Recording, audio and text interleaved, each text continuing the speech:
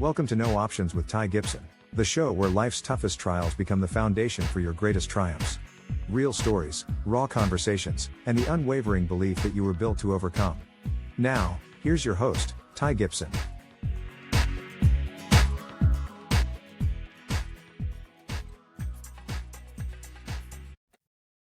All right, guys. Hey, I'm excited today. I've got a group of guys here that I tell you, we've been Eddie and Chris Canales.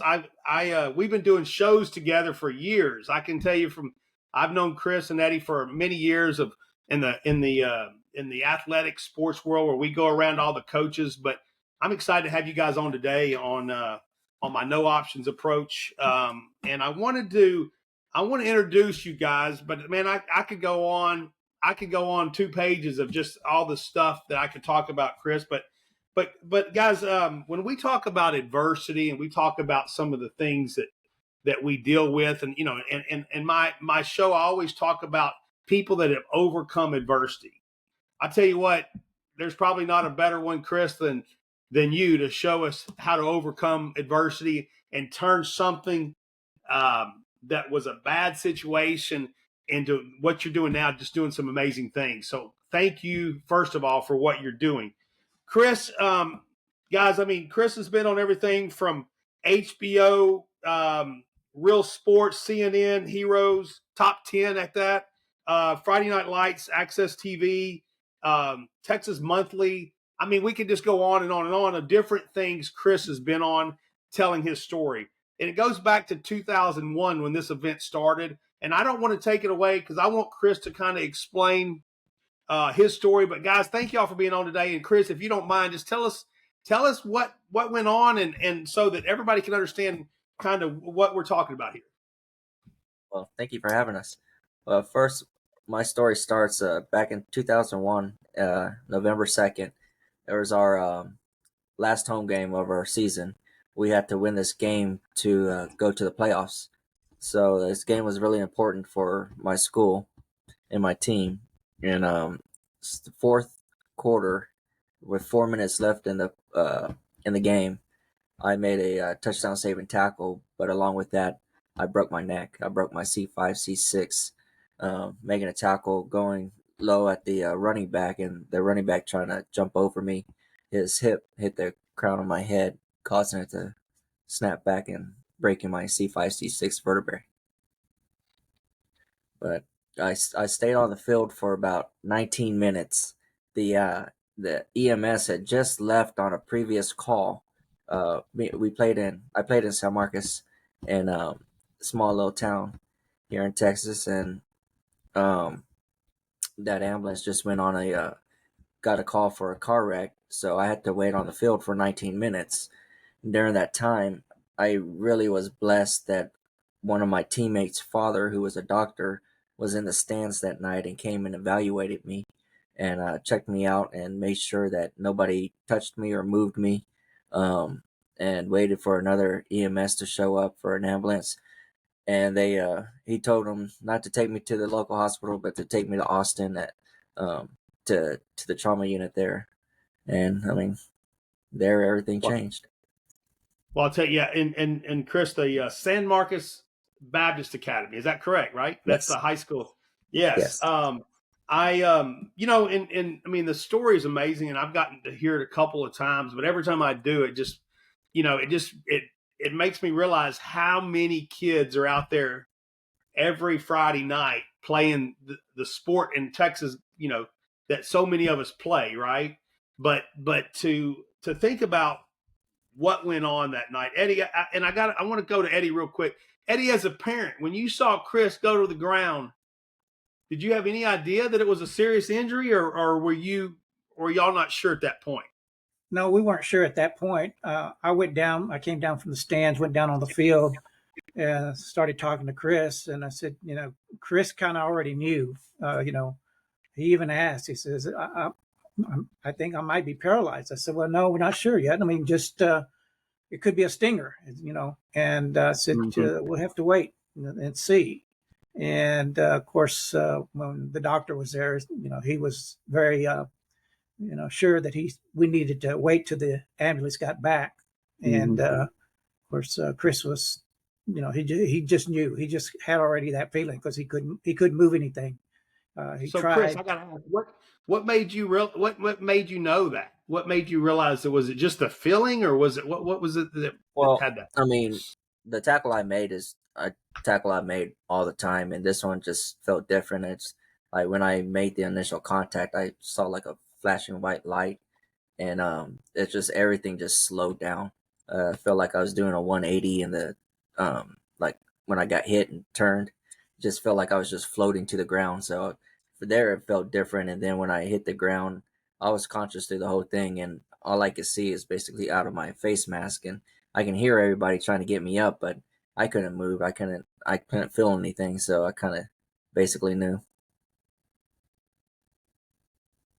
Wow. Wow.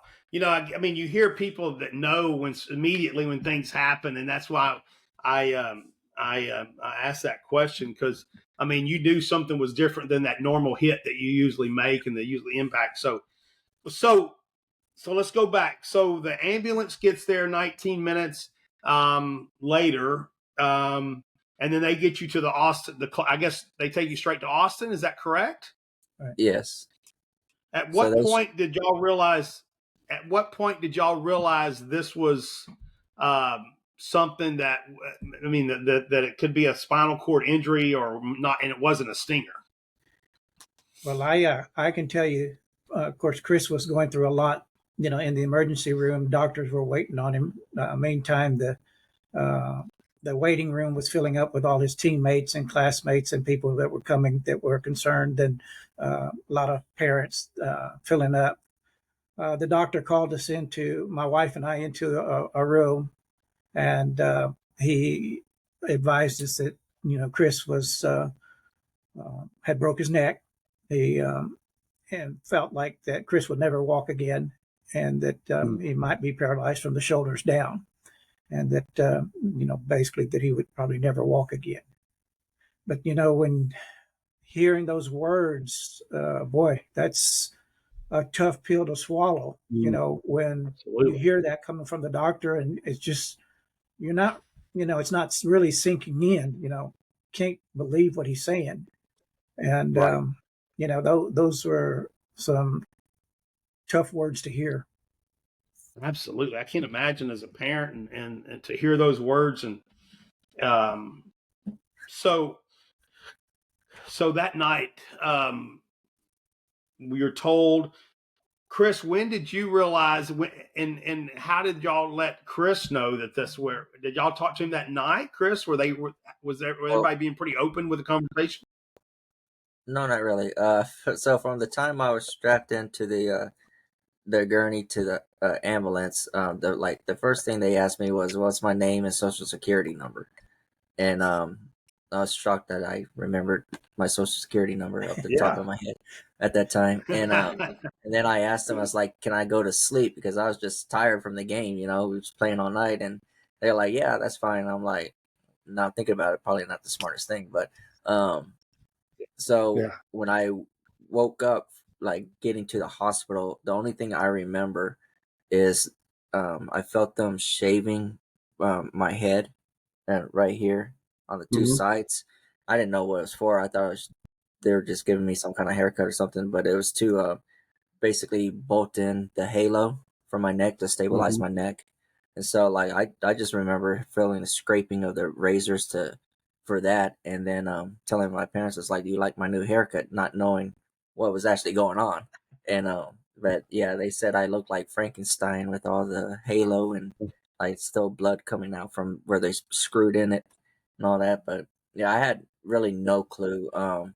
And I was pretty ignorant about the injury itself. It's like I didn't really know too much about spinal cord injuries. I just had a feeling that I was going to be paralyzed, but I really didn't know what it all entailed. So Yeah, I can and imagine. being in ICU that first night is, I don't know. I think I'm not. I have like it's kind of foggy because I don't remember if they sedated me right away or not. But like I said, most of the time I just remembered them shaving off and then me telling them, "You Mhm. like my haircut?" And then after that, I don't remember much. Right. Oh, I can only imagine. So, obviously when we go through things like this, Eddie, what are some things that what went through your mind, and how I mean, because I do believe when things happen, we things kick in, right, where our mind is a powerful thing, right? And how do we, and I always talk about, if we're when I went through some of my adversity, people say, how did you get through it? And I said, well, it was either I had to grow or not, I had to get better or not. I mean, what were my options? That's kind of where the no options came from. I had no options but to get better, right? And so when y'all were going through, Eddie, when you were going through that, what are some of the things that did you kick in? Did you feel like you had a family support, obviously, and community support, I can only imagine. What was it that really helped you get through that time? Well, I think, prayer first of all, was the biggest Absolutely. thing, you know, uh, leaning on the Lord on what to do next. Because, Mm-hmm. when we got the word from the doctor, my wife and I sat in that room for a little bit after the doctor left. And we just kind of looked at each other and talked to each other. What do we do next? What are we gonna do with Chris? Um, what's the next step? We had a lot of questions that we didn't have anybody to talk to answer those questions. Mm-hmm. And so we started even thinking. A lot of times I didn't never show my emotions. Chris never saw me cry, and when we had to come out of that room, we had to deliver the message to everybody that was in that room. And we were going to be there at that hospital for a while, and it was a trauma unit, and to come out of there and let everybody know that what the doctors told us, that Chris was going to be paralyzed. I put on a strong face, Mm-hmm. to deliver the message, and to get back with my wife and see, talk about what's the next Mm-hmm. step, where do we go from here, and so Chris never saw me cry. I always cried when I was in the shower at home, and but I was talking to the Lord. What do I do next? What are we going to do? And of course, it got down to a point to where it's more economics. My wife, had our two boys at the time on her insurance plan. In order to keep the Mm-hmm. insurance, uh, I was going to have to quit my job. So that's what we talked about. I said, I'll quit my job and become Chris's caregiver. Um, Mm-hmm. so, it not only affected Chris's life, it affected the family life. And, Sure. but quitting my job to become Chris's caregiver was the only option we saw, because a lot of people would tell us, well, put him in a nursing home. And he was too young. We didn't want to do that. We couldn't do that. And, the only option we had was for me to quit my job and to, take care of Chris, be his caregiver. And that was what we ended up doing. The other part of that is, for Chris, he saw our lives changing as well. Mm-hmm. So for him, part of the mental aspect of it, he blamed himself for what all we were having to change, what our family was going to. He kept Sure. blaming himself, for what was happening, and we kept trying to tell Chris, no, it's not your fault. It was just an accident. It's, Mm-hmm. don't blame yourself for this. Don't blame, don't, you're not at fault. It was just an accident, and so, but psychologically that played a role on Sure. Chris's, mental part, working on him. Well, it goes back, it's obviously we're all living. It's not our plan, right? God's got a plan for all of us. Chris's plan was to go through this. Sometimes we go through adversity so that we can be stronger on the other side to help others, and you've been a prime example of that, and continue to do it every day. Um, what a crazy story, though, Eddie, to be able to like you brought up a good point. I mean, the the impact that it has, not just on the individual, but the family and the friends, but mainly the family, because like you said, you're changing working dynamics and who's going to take care of and who's going to do. And it really, I think in so many times people don't realize the impact that things like this have, not just on the individual, but the loved ones and the caregivers around it. Yeah. So, but it's amazing what prayer can do, though, as you mentioned. So, and that's a good transition into, the story is such a horrible thing, right? And all these things we went through, Chris, that you went through and your family's gone through, and thank God you had such a strong family and people to be beside you. Because with that said, you now, there's, like we mentioned earlier, there's 2 to 3 spinal cord injuries every year in Texas, just in Texas, right?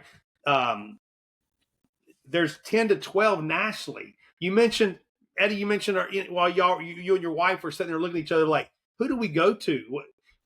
This is exactly what you guys have been able to do over the years. And I want to get into that here in just a minute, but just to hear, again, I'm going back to, I keep trying to make a point that sometimes the adversity, the things that we go through create a beautiful thing on the other side, right? Sometimes we don't really see it, and we don't see, God's plan is so much different than what we look at it as sometimes. And I know for me, I've butted my head so many times thinking I knew the plan when I really didn't, right? And this was a plan that has worked out where you've been able to help so many others.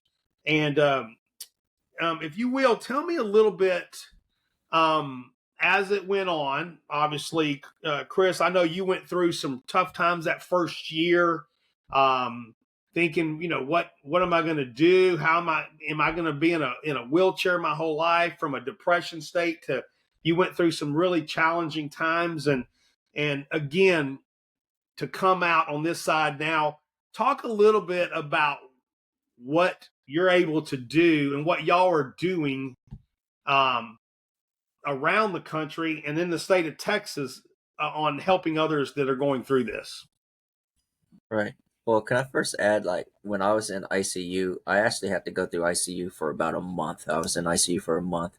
I had a lot of complications, and like I said earlier, they said I looked like Frankenstein. I had tubes through my mouth and nose and the halo and everything, and I couldn't speak. And because of the tubes down my throat and all that, I ended up paralyzing my vocal cords. So when I was able to get all that out, they're trying to test me to see if I'm going to need a trach or not. At that point, I was desperate because I was wanting something to drink, like, because all they give you is the little ice chips, and I was like just dying for water or something to drink, and being set up in a hospital bed during Thanksgiving, and all you see is turkey and commercials for Dr. Pepper and all that, and I was like just hungry and thirsty, and then I was getting desperate, so I kind of wanted the trach, and then I'm glad I didn't have to go that route, but I had to relearn how to swallow, eat, talk. So I went through a lot having to do all that in rehab. And how long was that? How long was all that? We talked about the depression, and then you talk about the learning to eat. What was kind of timeline was all that? So a month in ICU, and then about 3.5 months in rehab. We went to Tier in Houston for outpatient rehab or inpatient rehab. So through all that time is trying to learn how to basically deal with my situation, like how to, like, yeah, it's your new situation. It's like he's got to learn how to take care of me the best he can. In that time, I have to learn how to deal with everything. Just that's changed. Becoming from an independent person to a dependent on somebody, around the clock, and that's a totally different thing. It's when you're in a hospital or Tier, you have around the clock help. So it's not bad. It's just when you get home, it's when you're relying on somebody else who has never done that in his life, and it's really scary. And that's what we bring to the players that get injured and their family, because we know exactly what they're going to go through, and with our experience of everything we've been through and what we're still going through right now. I mean, I still live it every day. I mean, it's not easy to Sure. get up every day. You know, you have your good days, you have bad days, um, but we do it right. Yeah, Chris right. Ignacy, That's he right. also flatlined several times. We almost lost him several times. Part of the situation was uh, fluid kept building up in his lungs. And now Chris was very determined to make sure that he cleared it out. And there were times where we would have a nurse get up there and do what they call a technique called quad coughing. And I learned how to do that. But by doing that, it was because of the level of injury that he had, he no longer had the chest muscles to cough on his own. So he needed assistance to be able to cough.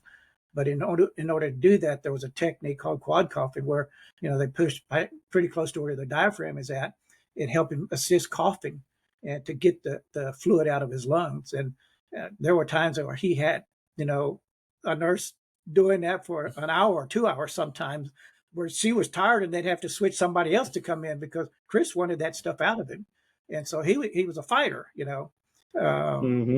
so he never gave up that part of it. He wanted to continue to live. And so, that's one of the things that I think that I always try to tell coaches when we go to clinics and get to tell our story is that we've come to appreciate what coaches instill in the kids. The never quit attitude, the hard work and determination, the discipline that they need to overcome an injury, to fight for their lives. That's instilled by the coaches and by participating. So, we want them to understand when we created this organization, it wasn't about trying to deter anyone from playing football. We still love the game of football. All of these kids still love the game of football. But, our message to them is that we have to do a better job to help them long term when it happens, though. But, God has a plan. We've said that part of this has been, a God thing. For sure. We start looking at different things and things just fell in place for us. And we took Chris, that first year was tough. He went through a lot of ups and downs. The mental aspect, Chris was an all-state punter. He was an all-conference defensive back. He had some scholarships to play ball. That's the other part of the mental aspect of it, is that when you've got a good athlete like that had, aspirations, play the next level, and it's all gone in an instant. That played a role in his depression, because it was all gone. And so, one of the things that we started looking at, when we came home from rehab, we had to retrofit the house, pull out all the carpet. We actually had a room added onto our house that was wheelchair accessible for him. So, there's a lot of things, a lot of steps after something like this when they get ready to come home that you have to be ready for, or try to get ready for.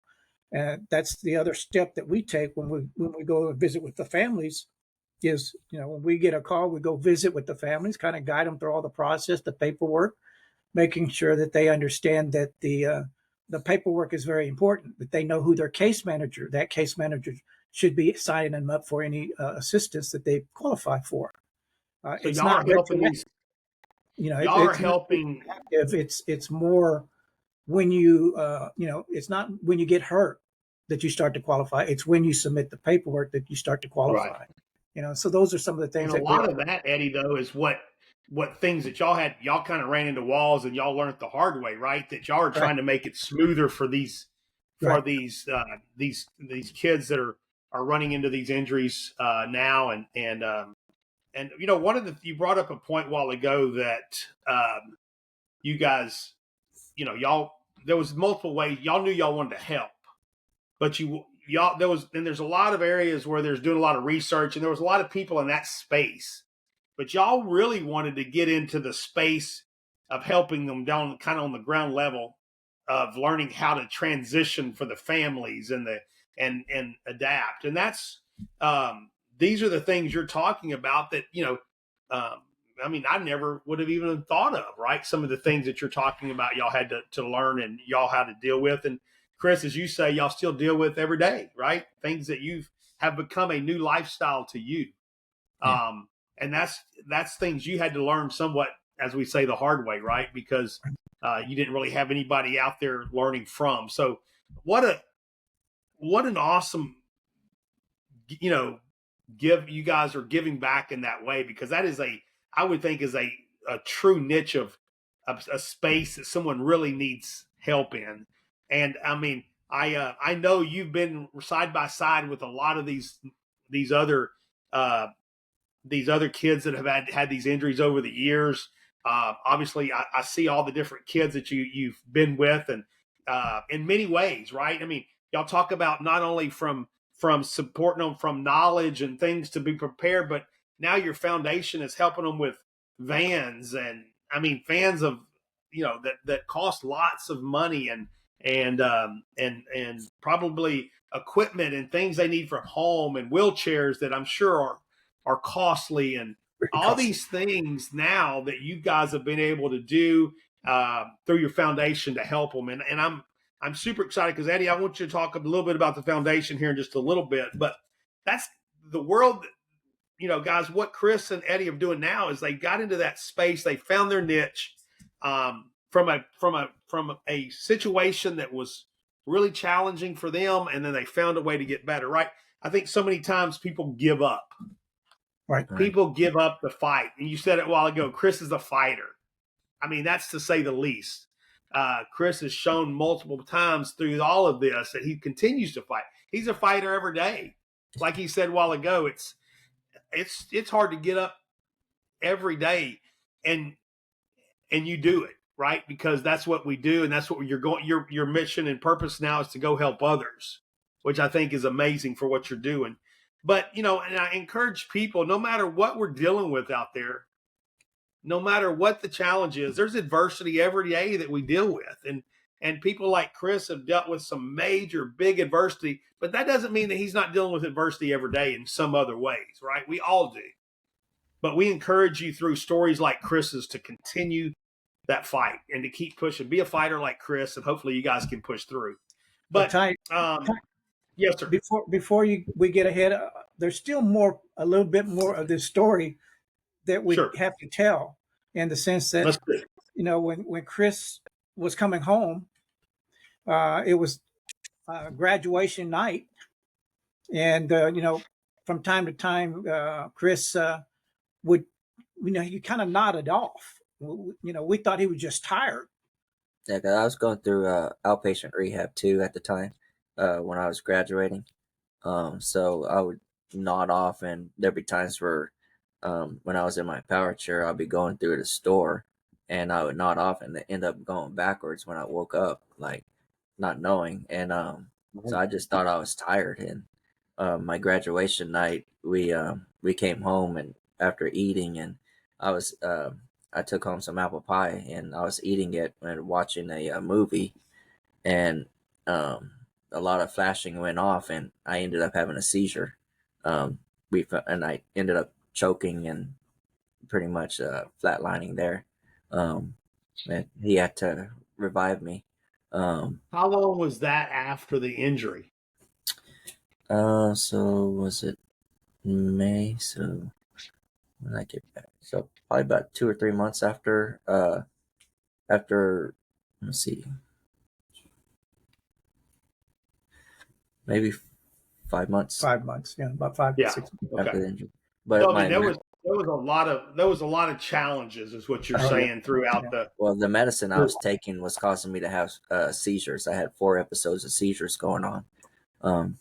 But yeah, he had to revive me when I was choking, and I had to do CPR, clear out his airway passageway, and pull out what he had in his mouth, which is dangerous sometimes, because he could have clamped down on with his teeth on my hand. But I was able to clear out this passageway and got him revived enough to where finally the EMS came to the house to pick him up and take him to the hospital. But that was just a episode there that while I was reviving him, pushing on his chest, and I kept saying, asking the good Lord, I said, don't take him away now. I mean, we'll do something. We can do something to help others. Right. And that was my whole thinking when I was trying to revive him, for, the good Lord not to take him away, and, yeah, that was a tough time. Thinking about it now, that was tough. We almost lost him there, and, but I kept saying to the Lord, I said, just don't take him away now. He's too young. It's still too early. And, and so that's, got him to the hospital, and, he turned out to be okay, found out that the seizures were being caused by the medicine he was taking. And so, we, that was just part of the story. Of course, we go through that whole process. That first year is a very tough year. There's a lot of ups and downs. And that first Mhm. year, I pretty much slept on the floor, on a cushion next to Chris. A lot of times, what people don't realize on something like that, he's having to take medicines every 4 hours, and having to turn him. If you don't have the right equipment, a pressure reducing mattress, you have to turn him every 4 hours. And then, making sure that he's elevated, his feet are elevated enough so that circulation goes through. And there's a lot of things that take place in that first year that is so tough. Mhm. And, in taking care of him. But we got through it as we got, further into the year. This is how we ended up coming to starting Gridiron Heroes, was that Chris was going through a lot of ups and downs, a lot of depression started to hit in. Chris started to shut down on me. He didn't want to get out, didn't want to eat, didn't want to go to therapy. And, of course, we would watch football on TV. And, I just wanted to get him out of the house. And so how Mhm. we started, this whole thing where we felt like the Lord talked to us, basically, or talked to me anyway. Um, he was going to those ups and downs. And I said, let's get out of the house.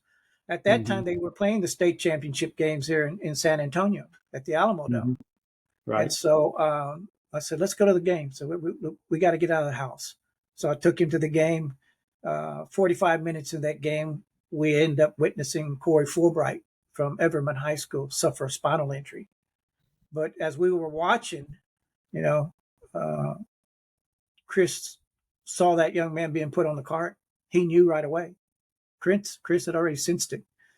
And he So said, Eddie, I want Daddy, to bring that right point up. So you're saying, so Eddie, Chris, the first game that you went back to see, how was that for you? Just to watch a football game? Was it? I mean, was it?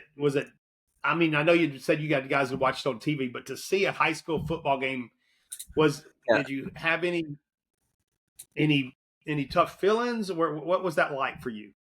No, I mean, well, I'd been so actually I went to Tarleton State before this happened, but I ended up dropping out because I couldn't go to classes. I kept on getting sick because of my injury. Mhm. Um, and then Right. like where I was at Tarleton State in Stephenville, it got really cold there, and sometimes with snow, so I'd always get sick. And so I ended up having to drop out, which caused some depression too. And that's when he took me to the game, but that was the first high school game I had been back to Right.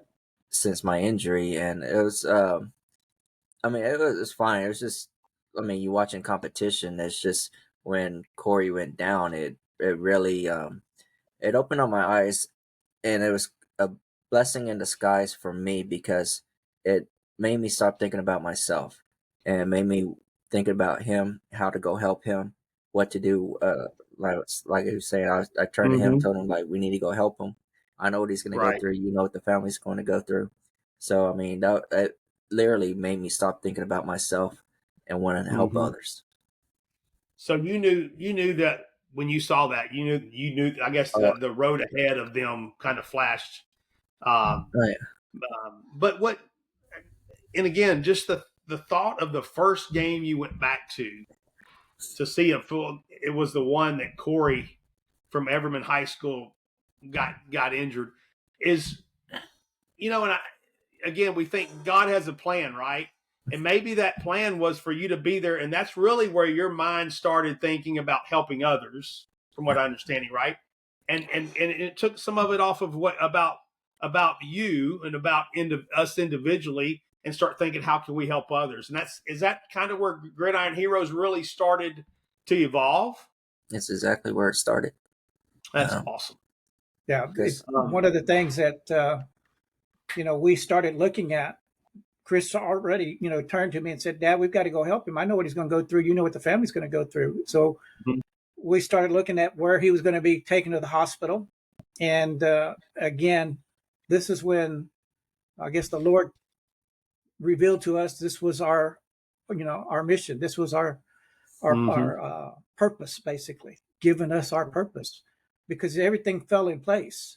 We had lived in the Fort Worth area many years before, and my wife was a teacher up there in that area in Fort Worth and Benbrook, and where we lived in Crowley, and which is right next to Everett. Yeah, right there by Everman.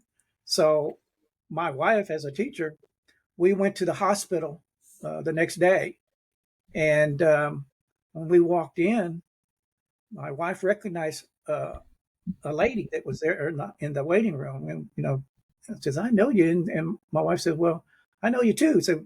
So they realized they had worked with each other as an administrator. My wife was a teacher at the time, and she recognized and said, "Well, what are y'all here for?"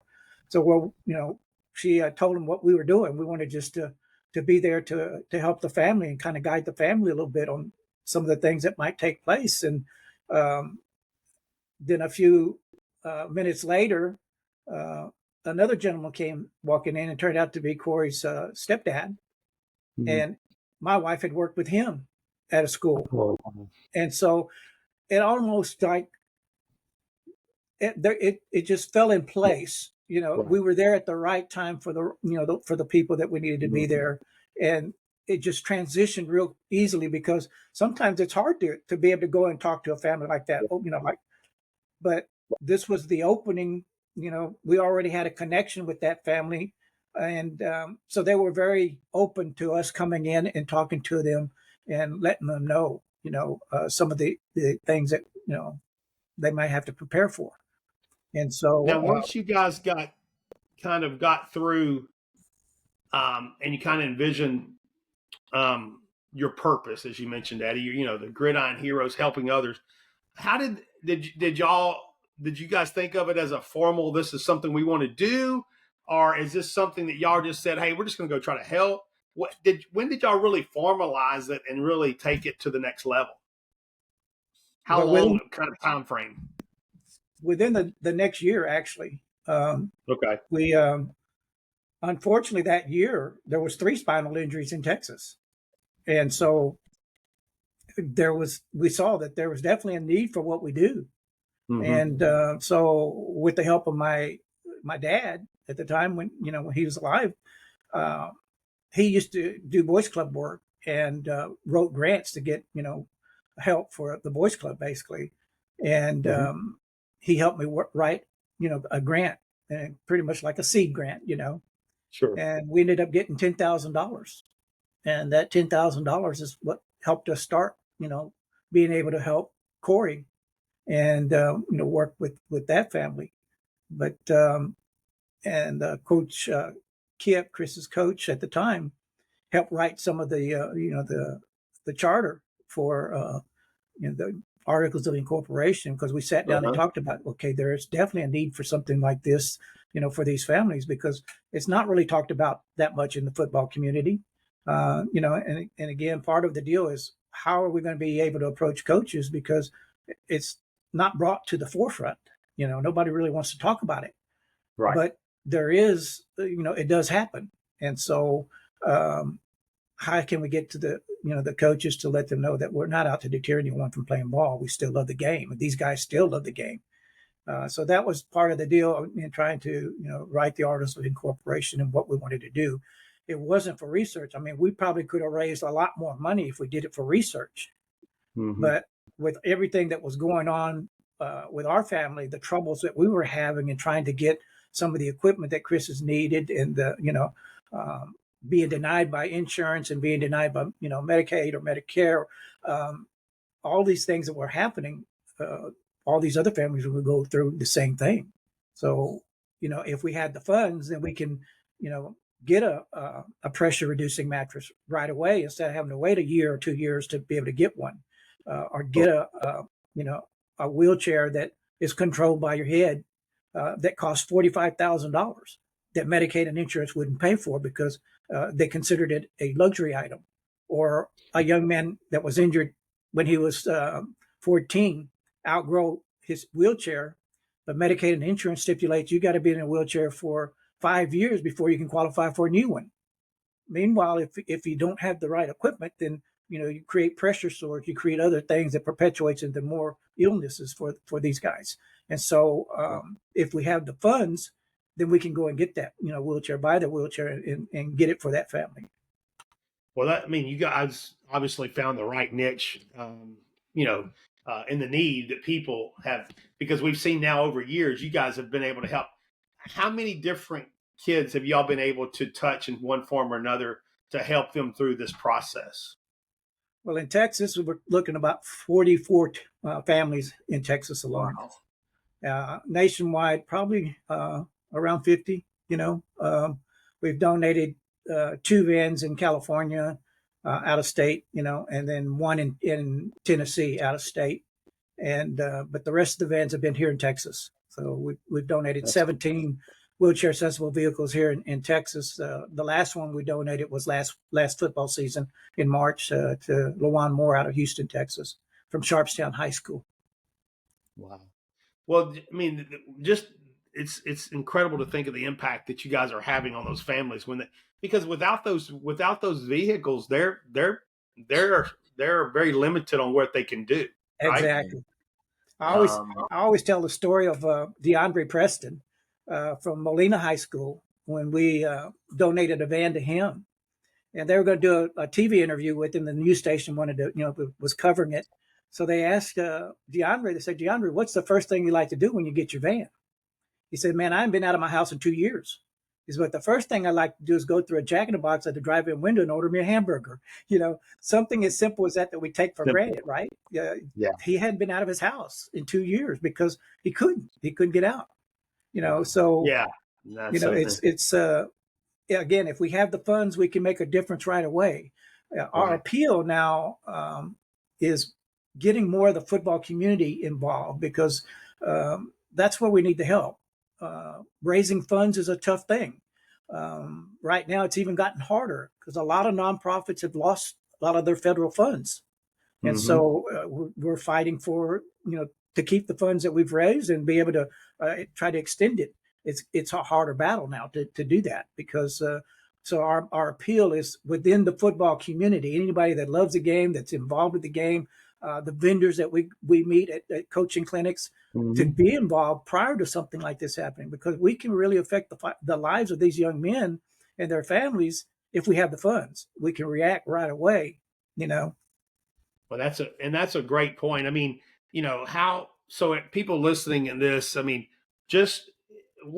how can people get involved? Whether, not everybody can write a check, right? But maybe it doesn't matter what size, anything will help. But also, is there times and things that they could do just at different events to help or just give awareness? What are some things people can do? There are some awareness that, can be created, making sure they keep their ears to the ground, making sure that, if they hear of an injury, they can call us, so that we can go and do our due diligence in helping the families. We have schools where, like Steele High School did a powder puff football game to raise money for Gridiron Heroes. Some schools have done like a rally for the cause, where they sell towels at a rival game, and the towels raise money for Gridiron Heroes. Booster clubs, understanding the purpose to be able to share. Booster clubs are raising money for that football program, and so but to be able to share a little bit of the portion that they raise to help. Again, we don't want. We're not out to deter anyone from playing ball, but at the same time, we don't want to have to say that we want to hear from a coach or AD or a parent has to call us. We don't want that. But it does happen. So why don't we, support an organization that's there in case it does happen, Well, yeah, you don't want to not be able to help them when they do get that call, right? And Right. that's the challenge, right? And if you think about how many schools and football teams around this state, if we could all just talk to our local football team, our ISD, our football head football coaches or ADs about what could we do, just something to help Gridiron here. Again, it doesn't. If we all gave a little, it could make a Right. big impact. As Yes. big as Texas is with the football reach that we have. So I highly encourage. I Go give you ahead. an example of how a little can help. Years back, the UIL and the coaching association, they were having to pay for steroid testing, right? And Mm-hmm. that was costing, the state $3 point something million to do the steroid testing. Of course, they did away with it, but at the time, they were trying to figure out how else are we going to pay for this steroid testing when the state money stops paying for it, right? Right. So I wrote to the UIL and the coaching association to designate just 25 cents from every ticket sold to see if they would, give that to Gridiron Heroes. Because they were talking about, okay, we Yeah. need to raise, the ticket price, right? And they actually did a study. 25 cents from every ticket sold would raise $4.5 million. But Wow. we know that study was there, but it was for the purpose of paying for the steroid testing. Of course, they've done away with all that now, but a little bit helps. It can add up, and that's why I said we're really stressing for those that are in the football community, someone that has a son or grandson or Right. nephew or someone playing that they support, support Gridiron Heroes. And again, we hope and pray no coach, trainer, AD, or parent ever has to call us, but we're there if the need ever comes up. Well, it's that thing that you don't. Yeah. Again, like you said, you hope it never happens.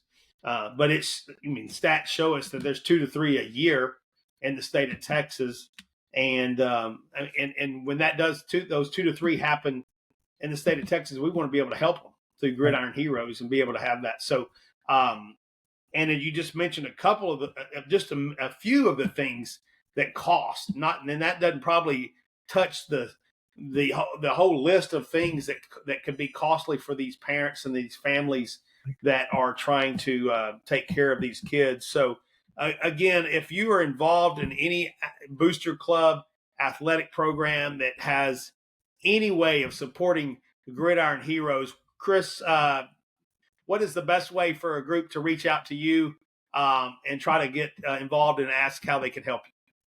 Well, they can find us on social medias, Facebook, Twitter. They also go to our website at www.gridironheroes.org. Where else? We're on LinkedIn. We're on a line as well. So, different. It's all out there. If you put in Gridiron there. Heroes, you can find them. And I just want to personally say thank you for what you guys are doing. Again, I see you guys and for years I've been seeing you guys at coaching shows and things, and it is truly refreshing to see people that are out there working to try to help others. That is their sole purpose. Thank you. Is to try to help others. And I applaud you guys for what you're doing. Chris, thank you for giving back after something like this and be able to give back to this community. And I know there's so many there's, like you said, there's 2 to 3 a year in Texas. And there's going to be more, unfortunately, as we know. There's a football season about to kick off. Right. We hope and pray that there's not, but the stats show that it happens, right? It's a contact sport. It's going to happen. And we just want to be prepared and prepare Gridiron Heroes to be able to help those kids. Let me add one thing that we do, a program that I started because we don't just help the families initially and then, let go. We keep up with the families. And so part of the program, a lot of those coaching clinics that we go to, we get to meet a lot of the Division I college coaches. And they always say, hey, bring the guys to a game. So I started a program called Heroes on the Road. So like anybody that has a company, or the vendors that are at those coaching clinics that want to get involved, they can participate on our program, Heroes on the Road, because that allows us it allows us to keep up with the families. We get to take them to football games. We've been to A&M, Texas, TCU game, SMU games, Rice and Houston games, Texas Tech. All those coaches know who we are and what we're about, have contributed in some way, have come up and speak at a program called the San Antonio Quarterback Club. They've been guest speakers, but they all would like for us to bring guys to the game. So with the Heroes on the Road program, it allows us to be able to take them out of the games. And we always finish up football season at the state championship games there at Jerry World. And usually we have a good group of the guys that come out. We'll, have to put some of them that are coming from out of town, in hotels, feed them and everything like that. But then what's ever left over after our football season, the money that's available will go to being able to purchase a wheelchair accessible vehicle. And so that's what's, that Heroes on the Road program serves several purposes for us, with help of the families. Some of the things that we do too is that during the holidays, we send gift cards, $200 Walmart cards, HEB cards to the families to help them with the holidays. I used to do it every month, but when it was, when it's 10 or 12 people, it was easier to do it every month. But after COVID hit, those funds really deteriorated. They went to nothing basically. And so, I want people to kind of think what all they went through when COVID hit, the isolation that they felt, all the illnesses to begin with, and then the isolation. These guys went through the same thing, isolation from the game, when they had their injury, the loss of income. Someone in that family is going to lose a job, quit a job to become a caregiver. So, you're looking at the financial situation. We all went through that when COVID hit. So I kind of put a positive spin to my families and said, well, now a lot of people have an idea of what our families had to go through when COVID hit, Or still sure. Yeah. Well, yeah, for sure. And then there's a lot of ways, and there's a lot of people, guys, that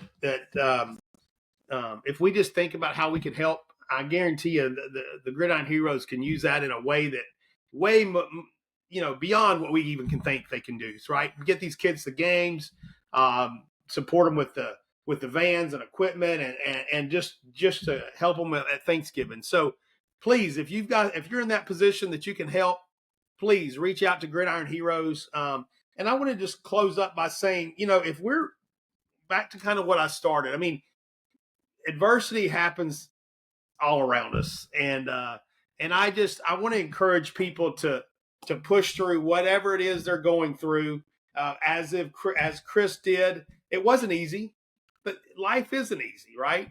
But as we get through, as you push through, there's always light on the other side. I mean, Chris's light and that opportunity to be able to go see a football game, and unfortunate happened with Corey, but that's what started Gridiron Heroes, right? There was something on the other side of that. So whatever you're dealing with, keep pushing, because there is light on the other side.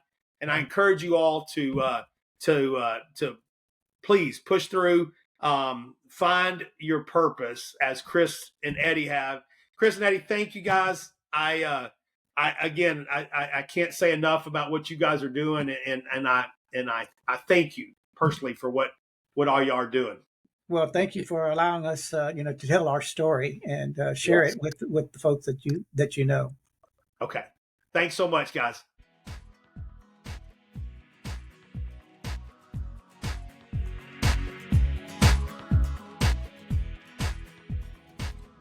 Hey guys, thanks so much for listening to No Options. If this episode spoke to you, please take a moment and leave a review.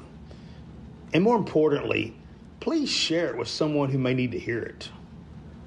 You can find more stories, resources, and ways to connect over at my website, tygipson.com. And that is Gipson with a P, TYGIPSON.com. Remember, no matter where you are, your story isn't over yet if you live like you have no options. I'll see you next time. You know Ty Gipson is an entrepreneur, a relentless survivor. Did you know he's also a powerhouse speaker? After overcoming 3 transplants of juvenile diabetes, he built thriving businesses with one mantra: no options. Ty transforms adversity into action. His keynotes ignite audiences with real-world resilience and 30-plus years of sales mastery. Are you ready to inspire your team? Book Ty Gipson today as your next speaker. You can call 512-944-4780 or head over to tygipson.com. That's Gipson with a P. It's time for your event to share the motivation that is no options.